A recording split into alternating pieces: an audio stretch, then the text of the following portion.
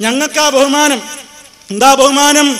ഞങ്ങളല്ലേ ഇപ്പൊ മുടിയും കൊണ്ട് നടക്കുന്നത്, ഞങ്ങളല്ലേ മുടിയും കൊണ്ട് നടക്കുന്നത്, ഞങ്ങളല്ലേ മുടിപ്പള്ളിക്ക് 40 കോടി ചെലവാക്കാൻ പോകുന്നത്. ഓ പ്രിയപ്പെട്ട മുസ്ലിമേ, നബി സല്ലല്ലാഹു അലൈഹി വസല്ലമിന്റെ മുടിക്ക് പ്രാധാന്യമുണ്ട്. അവിടുത്തെ വിയർപ്പിന് സുഗന്ധമുണ്ട്, അവിടുത്തെ വസ്ത്രത്തിന് പ്രാധാന്യമുണ്ട്, അവിടുന്ന് വുളൂ ചെയ്യുമ്പോൾ ഇറ്റി വീണ വെള്ളത്തിന് പ്രാധാന്യമുണ്ട്. അതിലൊന്നും ആർക്കും തർക്കമില്ല. പക്ഷേ ഇന്ന് നിങ്ങൾ കൊണ്ട് നടക്കുന്ന മുടി അല്ലാഹുവിന്റെ റസൂലിന്റെ മുടിയല്ല. അതാരുടെ മുടിയാണെന്ന് അമ്പലക്കടവ് ഫൈസി അതാ പറഞ്ഞിട്ടില്ലേ മുമ്പ്? അതാ കാന്തപുരം അബൂബക്കർ മുസ്ലിയാരുടെ സ്വന്തം മുടിയാണെന്ന് പണ്ട് പറഞ്ഞു. ഇപ്പോൾ ഇതാ പറയുന്ന വേറൊരു മുടിയെന്ന്. ആ മുടിയെക്കുറിച്ചും നിങ്ങൾ തന്നെ പറയുന്നു കേട്ടോ. തിരുനബി കേശം ആധികാരികത പരിശോധിക്കണം. ഡോക്ടർ ബഹാവുദ്ദീൻ നദ്വി കൂരിയാട് മുജാഹിദല്ല പറയുന്നത്. നിങ്ങൾ കൊണ്ട് നടക്കുന്ന മുടികളൊക്കെ പരിശോധിക്കണം എന്ന് പറയുന്നു. മാത്രമല്ല അതിനൊന്നും യാതൊരു അടിസ്ഥാനവുമില്ല എന്നും പലരും അതാ പല കാര്യങ്ങൾക്ക് വേണ്ടി കൊണ്ടു നടക്കുകയാണെന്ന് കൃത്യമായി എഴുതിയിരിക്കുന്നു. കേട്ടോളൂ. ഇദ്ദേഹം ഇതിൽ പറയുന്നത് എന്താ?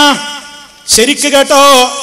നേരത്തെ പ്രവാചകന്റെ തിരുകേശം തങ്ങളുടെ സ്ഥാപനത്തിൽ സൂക്ഷിച്ചിട്ടുണ്ടെന്ന് വാദിക്കുകയും അതിന്റെ പേരിൽ സാമ്പത്തിക നേട്ടങ്ങൾ കൈവരിക്കുകയും ചെയ്യുന്നതിനിടെ വ്യക്തമായ സനദ് പരിശോധിക്കാനായി ഉത്തരവാദപ്പെട്ടവർക്ക് നേരെ വെല്ലുവിളികൾ ഉയർന്നപ്പോൾ അദ്ദേഹം ഒഴിഞ്ഞു മാറുകയായിരുന്നു.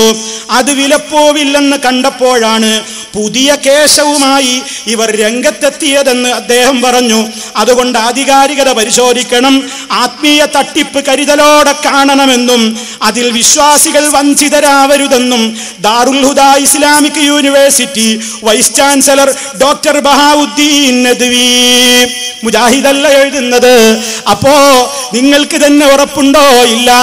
ഇയാള് തന്നെ പറയാണ് ഇത് പരിശോധിക്കണം. അപ്പോഴാവട്ടെ കാന്തപുരം വിഭാഗക്കാരൻ എന്താ മറുപടി കൊടുക്കുന്നത്? ഖുർആൻ കിട്ടിയ സനദ് പോലെ പവിത്രമാണ് പോലും. ഖുർആനില്ലേ നമ്മുടെ കയ്യിൽ? അതെത്രത്തോളം സത്യമാണ്, അതെത്രത്തോളം സത്യമാണ്? അത് കിട്ടിയ പരമ്പര ഏതാണ്? അള്ളാന്റെ ഒപ്പുണ്ടോ അതിൽ? റസൂലുള്ളാന്റെ ഒപ്പുണ്ടോ എന്നൊക്കെ ചോദിച്ച് ഇയാൾ ചോദിക്കുന്നുണ്ട്. എന്താണ് ആ ചോദ്യത്തിന്റെ അർത്ഥം? എന്താണ് ആ ചോദ്യത്തിന്റെ അർത്ഥം? ഈ എഴുത്തുകാരന് സ്ഥാപിക്കാനാണ് ഇതൊക്കെ ചോദിക്കുന്നത്. എന്ത് സ്ഥാപിക്കാൻ? മർക്കസിലുള്ള മുടി അതാ ശരിക്കുള്ള മുടിയാണ്. ഏതുപോലെ മർക്കസിലും എല്ലാവരുടെ കയ്യിലുമുള്ള ഖുർആൻ ശരിയായ ഖുർആനാണെന്നതുപോലെ മർക്കസിലുള്ള തിരുമുടി എന്ന് പറയുന്ന മുടിയതാ അത് ശരിക്കും ഉള്ളതാണെന്ന് സ്ഥാപിക്കാനാണ് സിറാജുകാരൻ ലേഖനം എഴുതുന്നത്. എങ്കിൽ ചോദിക്കട്ടെ, വിനയത്തോടെ ചോദിക്കട്ടെ, പരിശുദ്ധ ഖുർആനിലെ ഒരായത്ത് പരിശോധിച്ചിട്ടേ ഞാൻ എടുക്കൂ, അതെനിക്ക് സ്വീകാര്യമല്ലെന്ന് പറഞ്ഞവന്റെ വിധി എന്ത്? ഖുർആൻ ഞാൻ അംഗീകരിക്കൂല, അതൊന്നുകൂടി പരിശോധിക്കണം എന്ന് പറയുന്നവന്റെ വിധി എന്താണ്? കാഫിർ എന്നല്ലേ? കാഫിർ എന്നല്ലേ? എങ്കിൽ അതേപോലെ തന്നെ ചോദിക്കട്ടെ, ഖുർആൻ പോലെ തന്നെയുള്ള സനദിന്റെ നിങ്ങളുടെ മുടിക്കെന്നല്ലേ? നിങ്ങളുടെ മുടി നിഷേധിച്ച അമ്പലക്കടവിന്റെ വിധി എന്ത്? ബഹാവുദ്ദീൻ കൂരിയാടിന്റെ വിധി എന്ത്? ഈ കെ സമസ്തക്കാരുടെ വിധി എന്ത്? മുജാഹിദുകളെ വെറുതെ വിട്. നിങ്ങളൊക്കെ ഒന്നാണെന്നല്ലേ നിങ്ങൾ പറയാറുള്ളത്? നിങ്ങളുടെ വിധിയൊന്ന് പരസ്പരം പറയോ? ഖുർആൻ പോലെയുള്ള സനദെന്ന് പറഞ്ഞാൽ പോരാ, അങ്ങനത്തെ സനദുള്ള മുടിയെ നിഷേധിച്ചവനും കാഫിറല്ലേ? തുറന്നു പറഞ്ഞോളണം, നിങ്ങൾ എഴുതിക്കോളണം. എന്നിട്ട് മതി സമൂഹത്തെ ചൂഷണം ചെയ്യൽ. ഇങ്ങനെ ഓരോന്നുമായി കൊണ്ട് നടന്നുകൊണ്ട് നബി സല്ലല്ലാഹു അലൈഹി വസല്ലമിനെ ഞങ്ങളാണ് സ്നേഹിക്കുന്നതെന്ന് പറഞ്ഞാൽ അതൊന്നും ഇസ്ലാമികമായ സ്നേഹമാവില്ല, അത് ചൂഷണം തന്നെ. ലോകത്ത് അഷ്റഫുൽ ഖൽഖ് സല്ലല്ലാഹു അലൈഹി വസല്ലം ഉപയോഗിച്ച സാധനങ്ങളൊന്നും നിലവിലില്ല. അതിനെപ്പറ്റി പരിശോധിച്ച പണ്ഡിതന്മാര് പറയുന്നു, ഒന്നും തന്നെ കൃത്യമായി തെളിയിക്കപ്പെടാവുന്ന നിലക്ക് ലോകത്ത് ബാക്കിയില്ല. എന്നിട്ടിവർ കൊണ്ട് നടക്കുന്ന ഒരു കെട്ടുമുടി, ഒരു കെട്ടുമുടിയാ, കുറച്ചൊന്നല്ലേ, ഒരു കെട്ടുമുടിയാ. ഹസ്രത്ത് ബാലിൽ കാശ്മീരിൽ ഈ മുടിയുടെ ഒരു പള്ളി, ഹസ്രത്ത് ബാൽ എന്ന പേരിൽ ഒരു പള്ളി. ആ പള്ളിയിൽ നിന്ന് മുടി നഷ്ടപ്പെട്ടപ്പോൾ അന്ന് ആ മുടി തിരിച്ചു കൊടുത്തു പോലും. എളുപ്പല്ലേ? മുടി നഷ്ടപ്പെട്ട ഇതന്നെ മുടി തന്നെ വേറൊന്ന് കൊടുത്തു, ആൾക്കാരൊക്കെ ശാന്തരായി. പിന്നെ ചിലർക്ക് അന്ന് സംശയം തോന്നി പോലും, ചിലർക്കന്ന് സംശയം തോന്നി പോലും, എന്ത് ഇത് നബിയുടെ മുടി തന്നെയാണോ? പരിശോധിക്കാൻ 3 മാർഗങ്ങളാണത്രേ അന്ന് ചെയ്തത്. അവര് ചെയ്ത പണിയാ പറയുന്നത്, അവരുടെ വിശ്വാസമാ പറയുന്നത്, മുജാഹിദിന്റെ വിശ്വാസമല്ല പറയുന്നത്. അവര് 3 വഴിയിലൂടെയാണത്രേ പരിശോധിച്ചത്.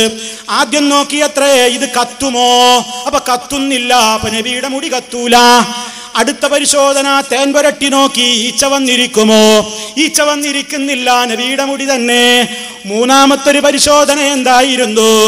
മൂന്നാമത്തെ പരിശോധന സൂര്യപ്രകാശത്തിൽ പിടിച്ചു നോക്കി, നിഴലുണ്ടോ? നിഴലില്ല. ഇങ്ങനെ 3 പരിശോധനയെന്ന് ഔറംഗസീബിന്റെ കാലത്ത് അസറത്ത് ബാലിലെ മുടിയെപ്പറ്റി പരിശോധിച്ചു എന്ന് ചിലരൊക്കെ എഴുതി വിടുന്നുണ്ട്. മുജാഹിദുകൾക്ക് അങ്ങനെ അതിനെപ്പറ്റി അഭിപ്രായമല്ല നമ്മൾ പറഞ്ഞിട്ടുള്ളത്.